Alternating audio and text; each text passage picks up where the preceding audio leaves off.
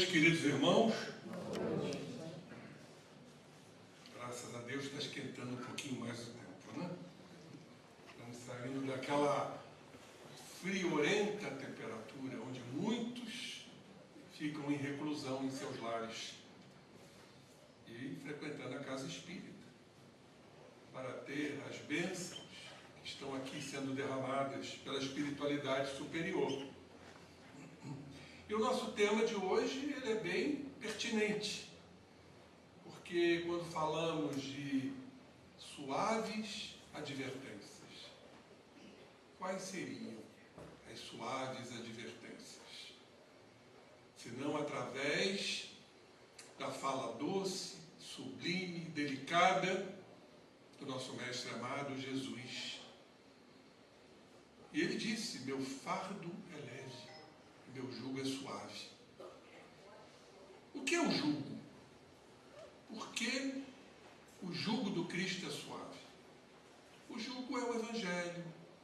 O jugo são as suas orientações, sempre doces, sempre amorosas, mas firmes também. Isso é muito importante, a questão da firmeza, que alguns confundem equivocadamente com algo agressivo. Jesus nunca foi agressivo. Jesus era um espírito puro. Ele usava da sua autoridade moral, da sua austeridade, para que, através das suaves advertências, ele tocasse as criaturas. E foi o grande baluarte da não violência. Por que será, vamos aqui recordar, que aonde o Mestre Jesus ia, nas suas prédicas, nos seus sermões, quando ele chegava, ele dizia sempre: que a paz esteja convosco. Por que ele usava sempre esse vocábulo, a paz? Porque ele sabia perfeitamente bem que a paz que está em nós, como também dizia Lao Tse, o criador do taoísmo, é o caminho para que a gente faça o nosso desenvolvimento espiritual. As criaturas hoje estão a viver inquietas, ansiosas, impacientes, não só adoecem psicologicamente, como também fisicamente. O que a gente mais vê hoje no meio médico são os transtornos da ansiedade, com o extravasamento para o corpo físico. E aí então se abre-se um grande leque, um leque de enfermidades orgânicas que, bem pesquisadas, vão nos levar à falta de paz. Agora, nós temos que reconhecer o que o Cristo quis dizer, que muitos ainda não interpretam, que a gente deva virar outra face. Será que é este o caminho? Ou isto é um simbolismo? Ou seja, sermos surrados, agredidos e virarmos a outra face. Não, Cristo não quis dizer isto. O Cristo quis mostrar que a gente não deve reagir à violência. Mas a não violência, ela não deva ser passiva. O que significa isto? A gente se impor, a gente mostrar, e tudo vai partir da educação pela paz. Mas Jesus escolhia sempre os cenários mais bonitos para os seus sermões, para as suas prédicas. Como nos diz a nossa irmã Amélia Rodrigues, aqui, o mar imenso, o mar da Galileia, emoldurado pelas áridas montanhas do lado oposto a Cafarnaum e pelas colinas recobertas de erva verdejante, por onde escorrem os filetes das águas das chuvas que fertilizam o chão. E reflete, consequentemente, o azul infinitamente transparente. Com a gente lê isso, ficamos assim, a criar imagens, molduras mentais desse mar imenso, onde ali estão as montanhas, do lado oposto a Cafarnaum, as colinas. E aqueles dias, onde Jesus escolhia esses cenários tão lindos, tão verdejantes, tão da natureza, a música da esperança revela a grandeza da paz. A quem? Aos homens tumultuados, infelizes, onde ali haviam graves controvérsias. Alguns murmuravam, admirados, ante a audácia daquele. Jesus, no jargão popular, era audacioso. Era um pregador audacioso. Porque, vejam bem, ele veio exatamente derrubar, embora ele tenha dito que ele veio cumprir a lei. Mas ele veio trazer uma outra faceta, uma suave advertência. Uma advertência regida pelo amor. Em contraposição às leis duras, rígidas de Moisés, que ainda permaneciam no meio daqueles judeus. Alguns, tocados, se emocionavam diante da sua plácida figura. Surpreendia muitos, principalmente pelos seus feitos.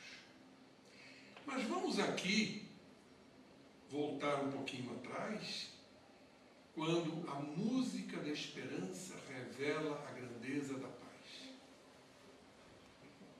O que é esperança? Senão algo que nos move, regido que somos, pela compreensão, pelo discernimento e pela fé. Nós precisamos trabalhar dois sentimentos fundamentais para desabrochar a esperança.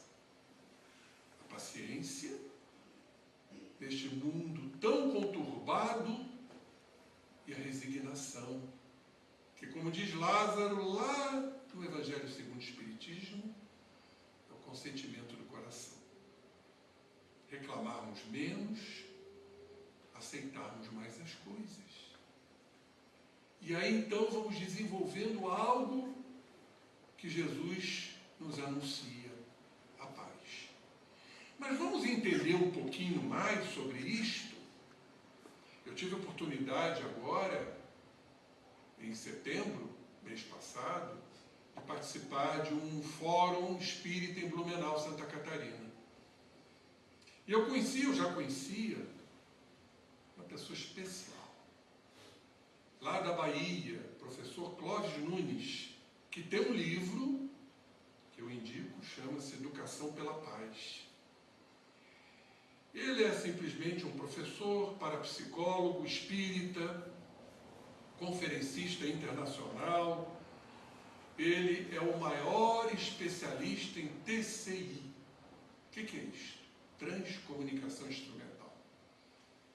Exatamente, é comunicação dos espíritos através de aparelhos. Televisão, computador, gravador. Ele é um profundo estudioso. E eu fiquei bastante tempo conversando com ele. Comprei o livro dele. Ele é o grande idealizador e coordenador da ONG Move Paz, Movimento Internacional pela Paz e a Não Violência.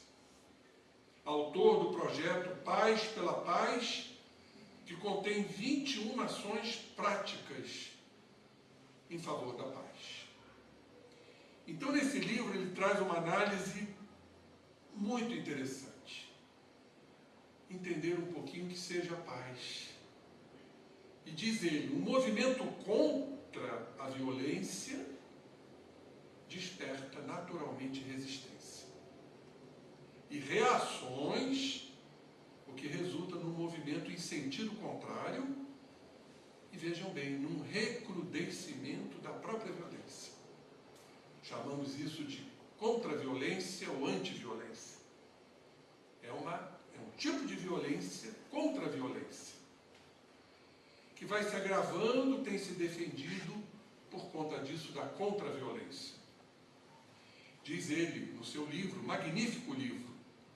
Por outro lado, todas as vezes que alguém reage contra, olhem o termo, reação, fazendo-se combativo, vou combater a violência, torna-se também violento.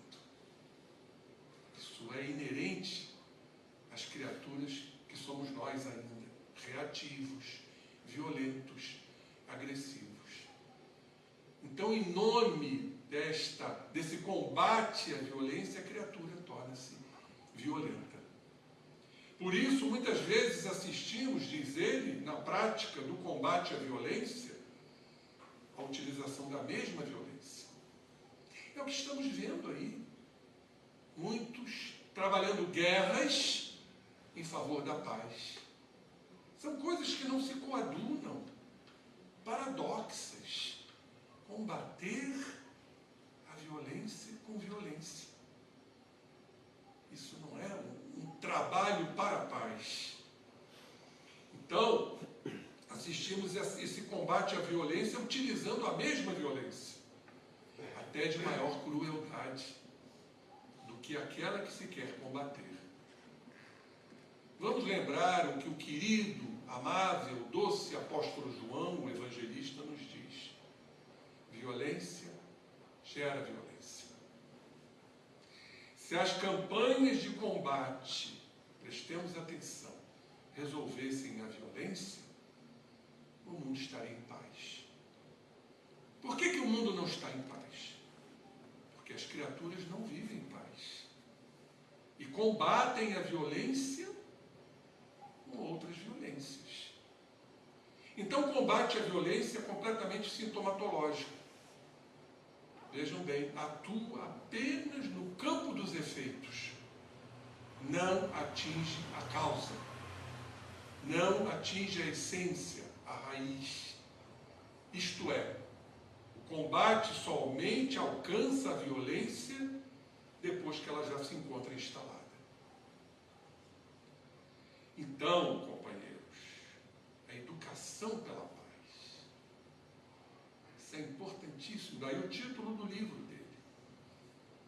Educação, vamos aqui nos reportar, a importância da educação no lar.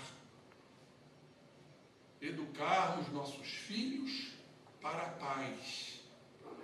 Se imporem quando necessário, sem violência. Como Cristo se impunha.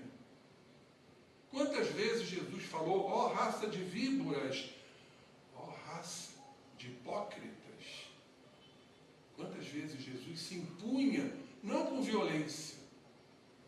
Nós chamamos isso de não violência ativa. Diferentemente do que muitos pensam. Vou apanhar no rosto, vou virar o outro lado do rosto. E não vou reagir. Aliás, isso é muito difícil. Então, nós não podemos confundir não violência ativa com não violência passiva.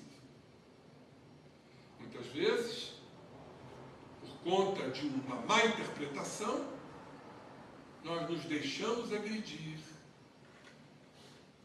Não reagimos, mas por dentro nós fervemos de raiva, de mágoa, de ressentimentos.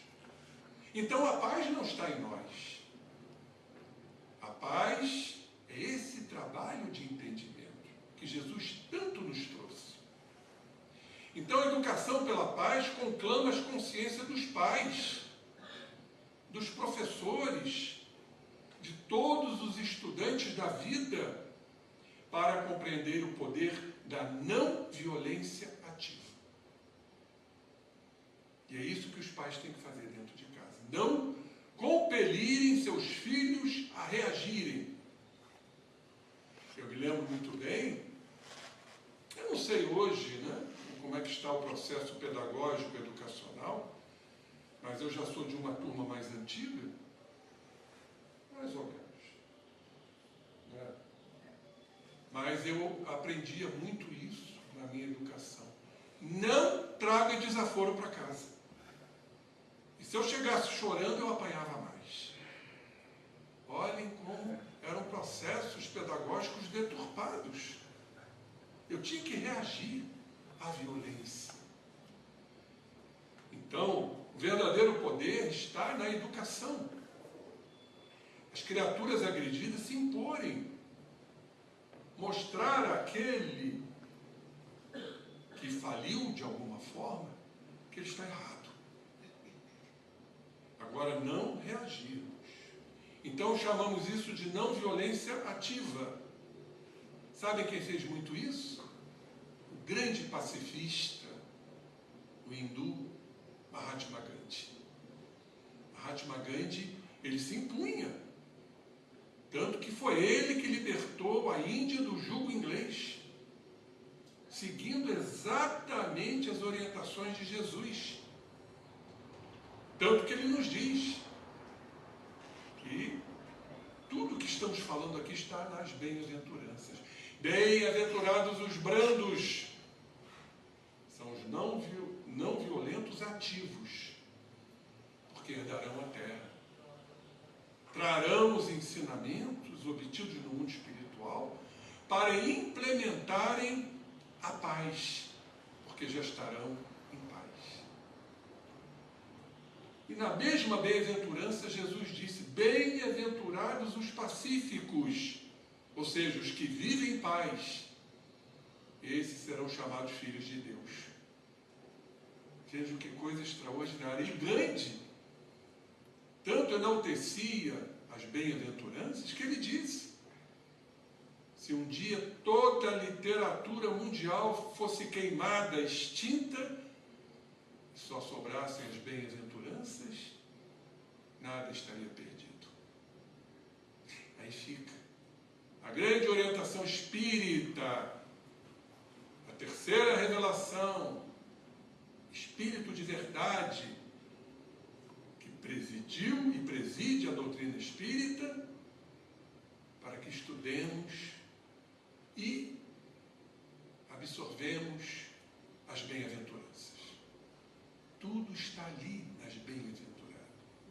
Bem-aventurados os mansos, os brandos, os pacíficos. Enfim, exatamente a não violência ativa vai atuar em ações pedagógicas inteligentes, execuíveis, eficazes, que possam o quê? Neutralizar as nascentes da violência. Aonde estão as nascentes da violência, se não em nós? Porque a gente pensa que a violência é uma agressividade física, verbal. Não, não é só isso. A violência está no pensamento, no desejo que aquele detrator que nos caluniou sofra.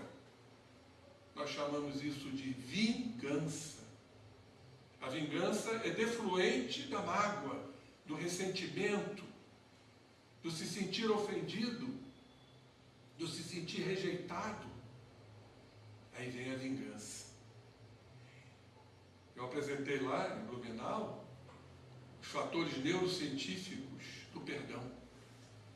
Há um estudo maravilhoso que foi feito na Itália, em que nos mostra que tanto a vingança quanto o perdão estão no nosso cérebro. Por que estão no nosso cérebro?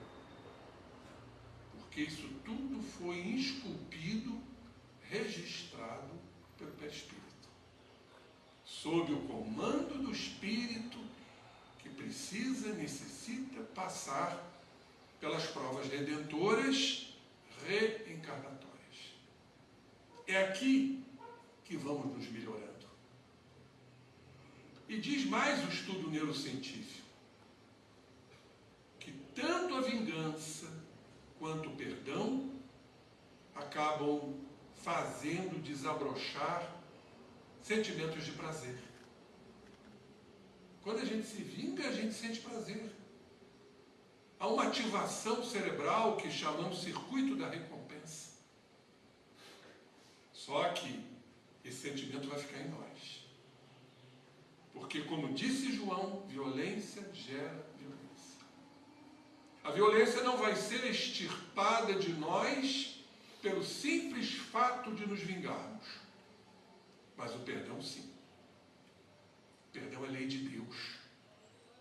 Daí Jesus ter dito, perdoai não 7 vezes, mas 70 vezes 7 vezes. Então, o que se precisa fazer para implementar esse trabalho magnífico do nosso irmão, que comanda uma ONG mundial da não violência ativa? O trabalho pedagógico, o trabalho dentro de casa, orientador dos pais, e não compelirem seus filhos a que reajam às adversidades da vida. E claro que podemos considerar também, aliado ao processo educacional pedagógico, a casa espírita. Por isso estamos aqui. Então, diz o autor, não violência não deve ser confundida com contra-violência, nem com anti-violência. Tampouco deve ser entendida simplesmente como ausência de violência. O que ele quis dizer com isto? A violência ainda está em nós. Ela precisa ser lapidada. Ela precisa ser trabalhada no lar, numa instituição como a nossa. É um processo, companheiros, que nós temos que entender. Ninguém vai virar santo da noite para o dia. Não existe isso. Isso ainda é uma alegoria que eu respeito de outro segmento religioso. Eu vou para o céu. Não vai para o céu.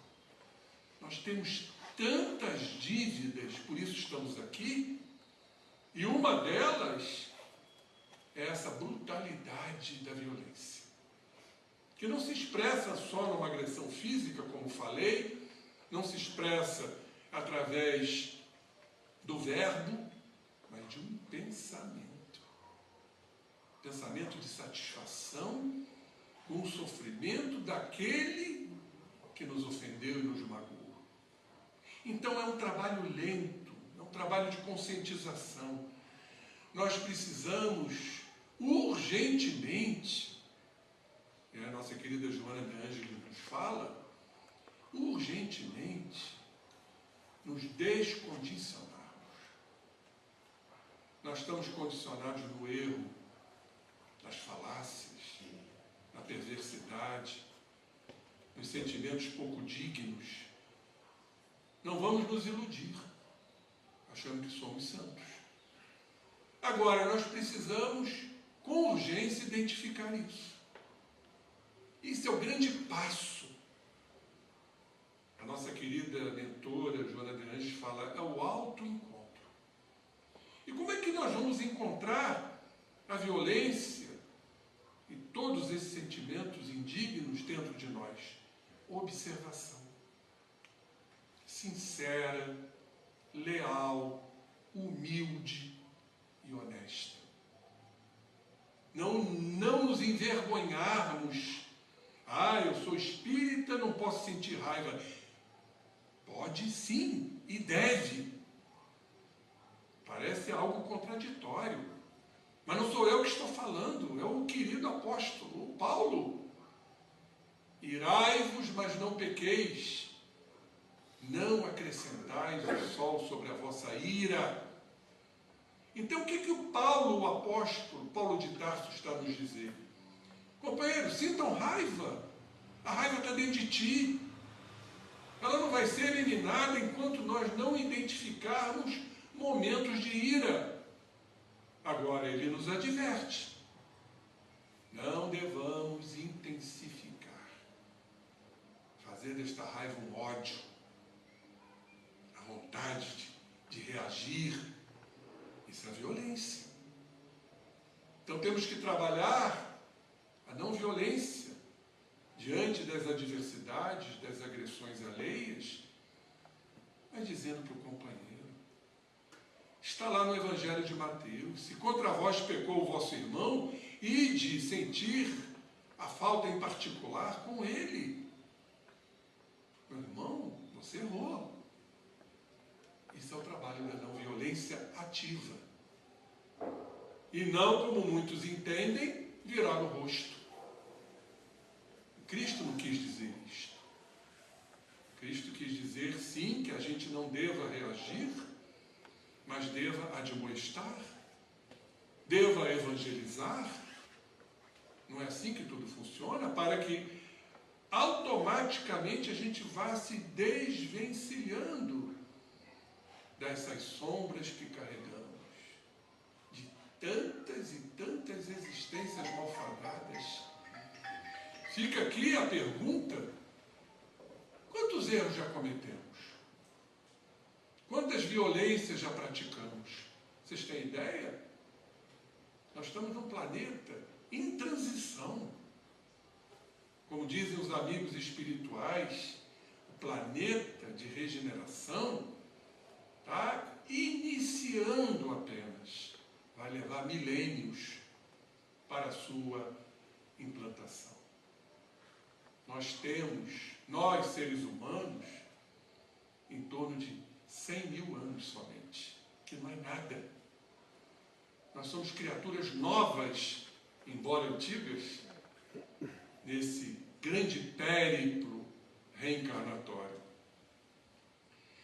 Então diz aqui o autor, da mesma forma que paz não é apenas ausência de guerras. Acabaram-se as guerras, tudo está em paz. Não. A saúde também não é ausência de doenças. Não estou doente, estou com saúde. Não. Somos espíritos ainda enfermos. Não violência não é ausência de violência. Guardemos isto. Vou repetir. A não violência não é a ausência de violência. Ou melhor, não violência não é a ausência de nada. Também não é a neutralidade passiva. É sim a presença de uma força muito poderosa. Qual é? A força da paz.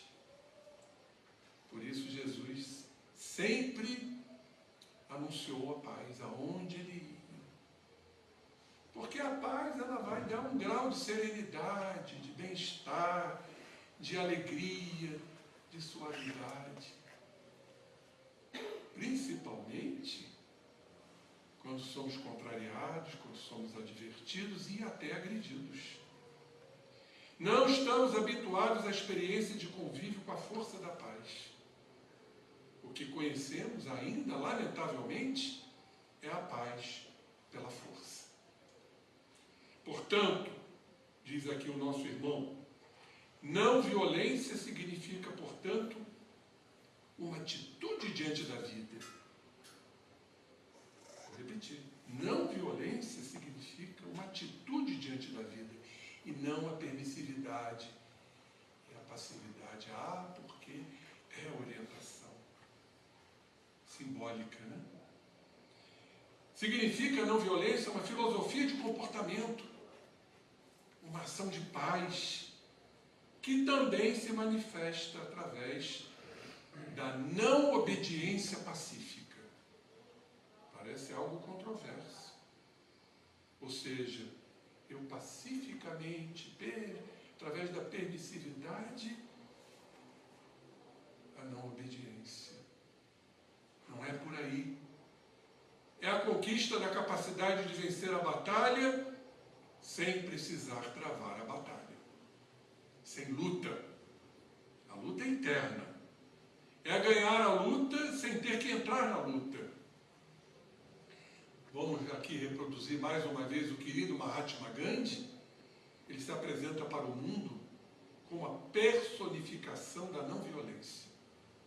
E viveu de tal maneira coerente com essa filosofia de comportamento, essa atitude pacifista, que em um dos seus momentos de grandeza, ele assim se expressou.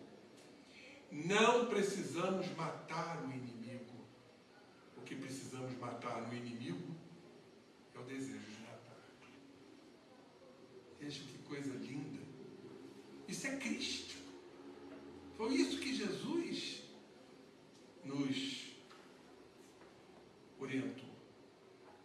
que matar no inimigo o desejo de matar. Aí está o caminho para a paz. E volto a afirmar, é essa ideologia que o Gandhi nos traz que devamos praticar em nossas casas, em nossas residências. Orientar nossos filhos, que nós não precisamos matar o adversário, não precisamos guerrear. Nós temos que tirar dele o desejo de matar, que ainda é inerente a todos nós. Nós estamos muito ainda mais para os processos primevos do que os processos sublimes da espiritualidade. Quando se estuda os 3 andares do cérebro, muito bem relatado por Calderaro no livro No Mundo Maior, pelo espírito André Luiz, psicografia do Chico, ele divide o cérebro em 3 andares. E diz claramente, nós ainda estamos no primeiro andar dos instintos, dos automatismos, das bestialidades. Mas nós já temos o segundo andar que tem que ser utilizado para entender e compreender isto, o autoconhecimento. É o trabalho para a paz. É o trabalho que cabe aos pais, mas também os pais trabalharem em si próprios, coisas que muitos não fazem. Orientam seus filhos para que reajam. Então, esta consciência do segundo andar é que paulatinamente vamos precisar de inúmeras encarnações a ascender ao terceiro andar. É uma estrutura cerebral ainda pouco estudada, que é a região cortical do cérebro, córtex pré-frontal. Dizem os autores que esse terceiro andar do nosso cérebro é dos justos, é dos alinhados, é dos moralizados. Então tudo ainda conspira para que a gente trabalhe, porque o nosso corpo vai permitir. Senão não teríamos o terceiro andar do cérebro, ainda inexplorado pela ciência. Então vejam a importância, abraçar as suaves advertências do Cristo, o seu jugo, as suas leis, porque foi Ele, o grande artífice da mudança da segunda para a terceira revelação. O Evangelho, que ainda Ele nos colocou sob a forma parabólica, pelo fato daquelas criaturas ainda não entenderem como essa questão de virar a face. Só se vence a violência com não violência. É exatamente isto que Jesus, o mestre da não violência, quis dizer ao se referir com essas expressões no seu Evangelho. Dar a outra face. Não resistir ao mal, mas apontar o mal. Isso nos cabe. Temos que apontar onde está o erro. Quando alguém lhe roubar a capa, dele também a túnica. O que muitos cristãos ainda não entenderam corretamente. Portanto, a palavra do Cristo, a palavra de Jesus, é penetrante, é suave. Tudo que é suave penetra. Rasga os véus da ignorância, dividindo os tempos da criatura. O som do seu verbo, tão delicado, tão profundo, tão austero, vai produzir uma branda luz interior. Quantos não se transformaram mediante essa branda luz, que vai crescendo de intensidade à medida que a criatura desperte sua consciência, e jamais se apagará. Todas as conquistas espirituais jamais se apagarão. Então, ali naquela ambiência tão bonita, região agradável, fresca de Cafarnaum, os mais numerosos milagres, que sabemos que não existem. Milagre, em verdade, é algo desconhecido, ainda não compreendido pelo desenvolvimento intelecto-moral das criaturas, como está lá no próprio dicionário da língua portuguesa. Milagre é um feito, uma ocorrência que contraria as leis da natureza. Ora, se contraria as leis da natureza, contraria as leis de Deus. Então, milagre não existe. Mas como as pessoas não compreendiam, ainda muito atrasadas, e outras, após 2025 anos, ainda acreditam em milagres. Porque lhes falta um alcance, um entendimento. E a doutrina espírita vem derrubar todas essas ideias. E mesmo assim, muitos não logram serem convencidos. Sempre tem sido assim. Os homens querem ver. Vamos lembrar o que o Cristo nos disse: bem-aventurados aqueles que não viram e creram. A gente precisa ver, em verdade? Não. Porque a gente já crê. Tomé, como nós sabemos, um Jesus materializado, que muitos chamam de ressuscitado, ressuscitado quer dizer ressurrecto, porque retornou, e não juntar aquelas células que se perderam após a morte física. Então, Cristo ressuscitado, em verdade materializado, fez Tomé tocar aquelas feridas, as chagas do seu suplício hediondo, para mostrar a Tomé que ele estava vivo. Tomé precisou ver. Mas tem muitos que, mesmo vendo e tocando, atormentam-se pela dúvida, porque acham que é impossível de algo acontecer. Isso, obviamente, nós vamos colocar um grande enxame de criaturas inseguras, criaturas ainda medrosas, criaturas ainda instáveis, em processo evolutivo. Não podemos esquecer, como dizem os amigos espirituais, que nós somos seres inacabados. Nós estamos em construção. Nós agora estamos nos amadurecendo. Como diz Kardec, a maturidade do senso moral. É o despertar da consciência. Quando a gente desperta, a gente não dorme mais. A não ser o sono físico. Porque o despertar da consciência nos leva à vigilância. Nos leva à verdade. E quando estamos diante da verdade, professada pelo Cristo, pelas suas suaves advertências, nós vamos nos amadurecendo. É o poder da razão diante da lei imposta pelos homens. A gente passa, através da razão, a compreender. E quando a gente compreende, a gente passa a ter convicção, certeza. Isto chama-se o robustecer da fé, que a doutrina nos diz, a fé raciocinada. A fé inquebrantável, essa não se quebra, é que encara a razão, face a face, em quaisquer épocas da humanidade. Porque a gente raciocina. Deus nos deu a inteligência, nos deu o livre-arbítrio para fazermos nossas escolhas. E diz aqui a nossa querida autora, muitos desejam pão, ainda estão sedentos, mas após nutrir-se, rejeitam.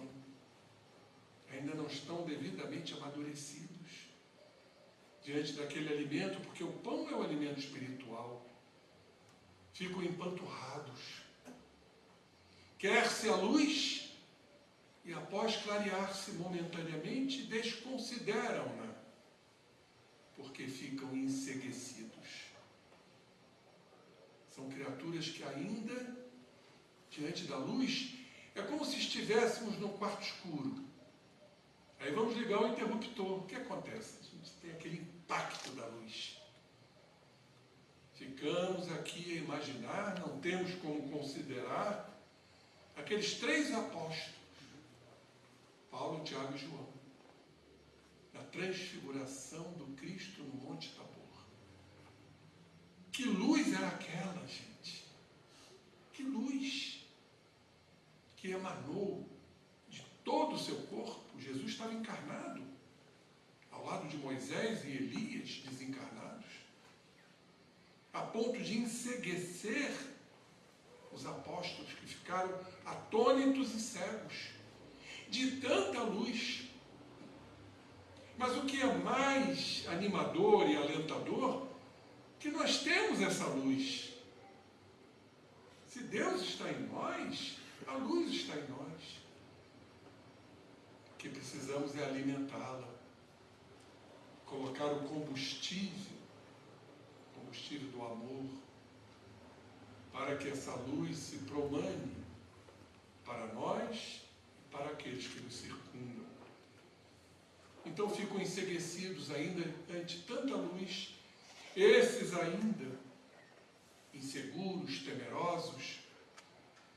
Procura-se a verdade, e desde que ela opõe-se à ilusão, detestam-na. Olha que colocação importante. Nós somos seres ainda que nos iludimos. Passamos a crer em coisas materiais, coisas impermanentes. Isso é ilusão. Daí o termo, desilusão. Por que a gente se desilude? Por que a gente se desaponta e se decepciona? Porque a gente se ilude. Não pode haver desilusão se não houver a ilusão. Então estamos cercados por processos ilusórios. Costumo dizer que a grande ilusão nossa, mas ainda faz parte do nosso processo evolutivo, é o apego. O apego é uma grande ilusão. Por quê? Porque nada nos pertence. Nada é nosso. E aí vamos recolher das Escrituras aquela frase extremamente significativa, que é uma suave advertência para todos nós, a do Cristo. Eu sou o que eu sou. Quando o Cristo falou isto, ele utilizou o verbo ser no maiúsculo. Eu sou, com S maiúsculo. Nós precisamos ainda ser com S minúsculo, reconhecendo nossas deficiências, nossos equívocos, mas já estamos reconhecendo. E o processo de reconhecimento não é ilusório, é a realidade que se opõe à ilusão. Como é que acontece psicologicamente com a maioria das criaturas humanas que se iludem? Elas vivem uma forma teatral, sem serem na realidade o autoconhecimento. Nós precisamos estar em observância constante da nossa realidade. Ela se expressa, a realidade, em várias deficiências morais que ainda temos. A raiva, a mágoa, o ressentimento, a vingança, a inveja, a intolerância, a impaciência. São apenas algumas. E aí, para fugir de uma realidade que nós não aceitamos, nós vivemos uma ilusão, uma aparência. É um capítulo do livro da nossa querida Joana, O Homem Integral. Homens que aparentam. E a gente vive se iludindo. passando pela existência. Claro que vamos ter que reencarnar, sofrer um pouco para o despertar da consciência. Mas por que não fazer isso já? Por que já não iniciar o processo de diluição das ilusões? Não viver o externo, não viver as aparências, a hipocrisia, a mentira. Como o ser humano mente nas mínimas coisas. Porque aí um indivíduo que mente, ele está distante da verdade. A verdade que ele precisa divisar em si. Ele precisa ser autêntico. E as pessoas fogem da autenticidade. Temem serem autênticos. Ah, mas se eu for autêntico eu vou ser abandonado, rejeitado, excluído. Claro que isso vai acontecer em muitas situações. Ser autêntico não é ser violento. Acabamos de falar da não violência. Mas a não violência ativa. É falar com doçura como Cristo falava. Ele era não violento, ativo. Mas falava com doçura. Ó raça de víboras, de hipócrita. Ó homens de pouca fé. O que é isto? Senão admoestando aqueles que o seguiam, quando ele deitado na barca dormia, e os apóstolos inseguros, medrosos, temiam que a barca virasse e todos viessem a sucumbir, a desencarnar, e o Cristo tranquilo. Essas são as advertências. Então diz aqui a importância de sermos verdadeiros, com suavidade, não violência. A demorada imaturidade humana, porque somos imaturos, através dos séculos, estarrece o pensador e o estudioso do comportamento da criatura. A evidência, para quem não deseja crer, porque tem isso, tem muitos que vendo não querem crer, não querem se submeter à verdade, à evidência, porque essa verdade vai contrariar a sua forma de ser, regida pelo orgulho. As coisas têm que ser do meu jeito, como eu quero, as leis que eu estabeleci como verdade. Às vezes a evidência, para quem não deseja crer, nada comprova. Antes, pelo contrário, ainda desagrada e ainda magoa. Como é difícil a gente lidar com as evidências, principalmente quando elas nos tocam. Conosco mesmo ou com um ente querido. Aceitar, por exemplo, que o filho está no mau caminho, no desregramento. Aí o pai vai lá e passa a mão na cabeça, na permissividade. Por que será que as coisas estão acontecendo, meus irmãos? A chamada juventude perdida, que não está perdida, está em processo de evolução, mas contextualizado pelos pais, que implementam, inclusive, a violência, os erros. Então, aí está o fulcro da questão, que cada um faça do seu lar um ponto de oração. O culto do Evangelho é recomendado. Que cada um faça do seu lar um ponto de luz. Isso cabe àqueles que estão na ascendência, que são os pais. Eu gosto muito de uma frase do Chico, que ele diz: se cada um acender um fósforo, o mundo fica iluminado. Vocês já viram que beleza aqueles que gostam, por exemplo, do esporte, nos estádios, onde se realizam os jogos de futebol, quando todo mundo acende o celular, que coisa linda, aquelas luzes iluminando o local. Por que essas luzes não podem vir de nós? Por que essas essas luzes não podem ser trabalhadas em nossos filhos? Aí está o caminho da paz. Por que os lares não vivem em paz? Exatamente por isso. Porque não se trabalha a moral. A ética é importante, mas mais importante que a ética, porque a ética ela é adaptável a determinadas culturas e civilizações, mas a moral é única. A moral é a do Cristo. A moral são as leis do Pai, é o divino que está em nós.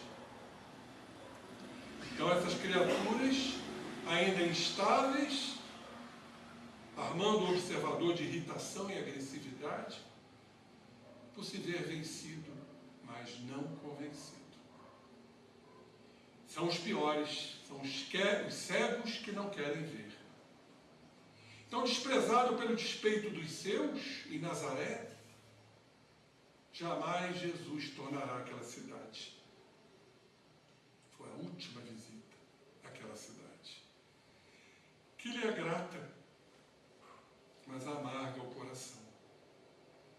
Desceu pelos longos caminhos serpenteantes entre as montanhas, atravessou o verde vale do Esdrelon e fixou-se na bucólica região do mar, ao lado das pessoas simples, das pessoas humildes, aonde ali ele professava para que todos buscassem a legítima paz através das suas suaves advertências. Portanto, o título da nossa apresentação é para que possamos levar o fardo das nossas incongruências, porque o jugo do Cristo é suave. Possamos aprender com Ele os caminhos a serem seguidos, abrindo mão de nossos valores, de nossas crenças, muito ligadas ao egoísmo e ao orgulho. Ó Mestre, que gratidão de poder trazer as suas suaves advertências para que tenhamos a paz interior, a paz da saúde, a paz da ascensão espiritual.